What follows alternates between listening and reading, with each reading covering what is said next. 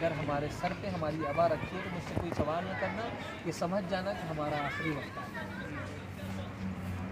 یہ وہ عظیم ذات ہے کہ جسے امام علیہ السلام نے آخر وقت تک اپنے معارف بتائے، اپنے راز بتائے۔ ایک مرتبہ شعبان المعظم کا آخری پنجشنبہ تھا، آخری جمعرات، یہ آئے امام کی خدمت میں، تو امام علیہ السلام نے کہا کہ تم آج آ گئے ہو، تم نے اس ماہ شعبان المعظم سے کیا لیا، اس مہینے میں تم نے کیا کیا عمل انجام دیا۔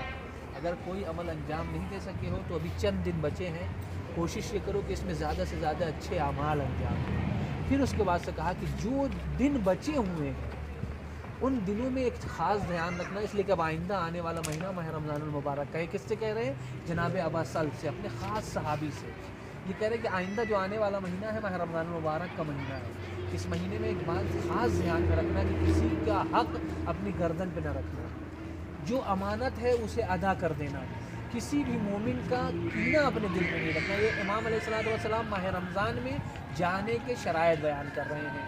یعنی اس سے ایک نتیجہ لیا جا سکتا ہے کہ جب بھی ہم کسی اچھے عمل کے لیے آگے بڑھیں تو ہمیں کیا کرنا چاہیے؟ کسی کا مومن کا بھی حق اپنے گردن پہ نہیں ہونے دینا چاہیے، جو امانت ہے اسے ادا کر دینی چاہیے، کسی کا کینہ دل میں نہیں رکھنا چاہیے۔ تو ہمیں ابھی سے یہ عہد کرنا ہے کہ اگر ہمارے دل میں کسی کا بھی کینہ، کسی بھی مومن کا کوئی حق ہے تو اسے ہم ادا کر کے آگے کی زیارت کریں، تاکہ کم سے کم امام علیہ السلام کے اس قول پہ عمل ہو سکے جو اس ذات سے امام علیہ السلام نے فرمایا ہے۔ ابو سعد آئے ہیں اور آنے کے بعد کہہ رہے ہیں کہ مولا آپ کہاں جا رہے ہیں؟ کہا مجھے مامون نے بلایا ہے۔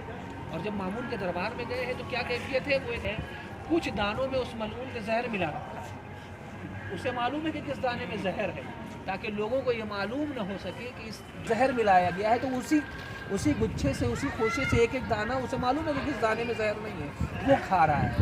امام علیہ السلام جیسے پہنچے ہیں وہ آگے بڑھ کے امام علیہ السلام کو اپنے سینے سے لگاتا ہے، مامون امام کی پیشانی کو بوسہ لیتا ہے اور ہاتھ کندھے پر رکھتا ہے اور کہتا ہے کہ علی بن مسرہ، میں اس انگور سے بہتر میں نے آج تک کبھی انگور دیکھا نہیں۔ امام کو لبھانے کے لیے، امام کو معلوم ہے کہ اس میں کیا ہے۔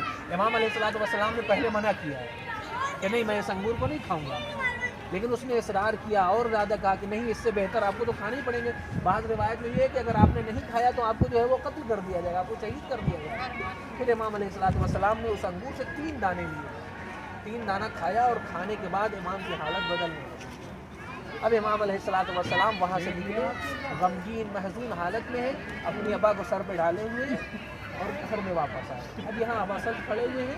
اب ابا سلف جو کہہ کے گئے تھے کہ اگر میں واپس آؤں گا، اگر میری ابا ہمارے سر پہ رہے تو یہ یاد رکھنا کہ پھر مجھ سے کچھ گفتگو نہ کرنا، یہ سمجھ لینا کہ میرا آخری وقت آ گیا۔ امام علیہ السلام اپنے حجرے میں گئے۔ آپ کو معلوم ہے امام علیہ کسی کو بھی زہر دیا جائے تو سب سے زیادہ کس چیز کی طلب ہوتی ہے؟ آدمی کو پیاس بہت ہوتی ہے۔ تنہا امام مظلوم علیہ السلام، امام جواد بھی یہاں موجود نہیں تھے، نوے امام یہاں موجود نہیں تھے، نوے امام مدینے میں موجود۔ کرسی میں امام علیہ السلام نے جان دی ہے، کس قسم کرسی میں امام کی شہادت ہوئی ہے عزیزو، عجیب کیفیت تھی۔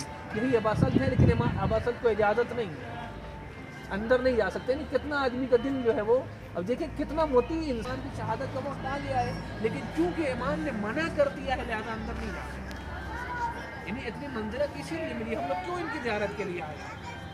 تو یہ اطاعت کا جذبہ دیکھیں کس حد تک، کہ ہمیں معلوم اگر ہو جائے کہ امام کی شہادت کا وقت ہے، لا کے امام نے منع کیوں، ہم یہ کوئی بسلط گئے نہیں۔ امام علیہ السلام کمرے میں تھے، اچانک کمرے سے کچھ گفتگو کی آواز آنے لگی کہ کوئی بات کر رہا ہے۔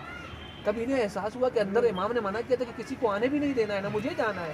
تب انہوں نے ہلکا سا دروازہ سے معلوم کیا تو پتہ چلا کہ وہاں ایک ننھا شہزادہ موجود ہے، امام جواد علیہ السلام موجود ہے، جن کی عمر چند سال کی ہے۔ اس لیے کہ امام علیہ السلام 200 ہجری میں صرف 3 سال یہاں خراسان میں رہے ہیں، 8 امام 200 ہجری میں آئے ہیں اور 203 ہجری میں شہادت ہو گئی ہے امام علیہ السلام۔ تو یہی وہ صحابی ہیں جناب ابا سلف جو امام کے رازدار، ولایت اور امامت کے پاسدار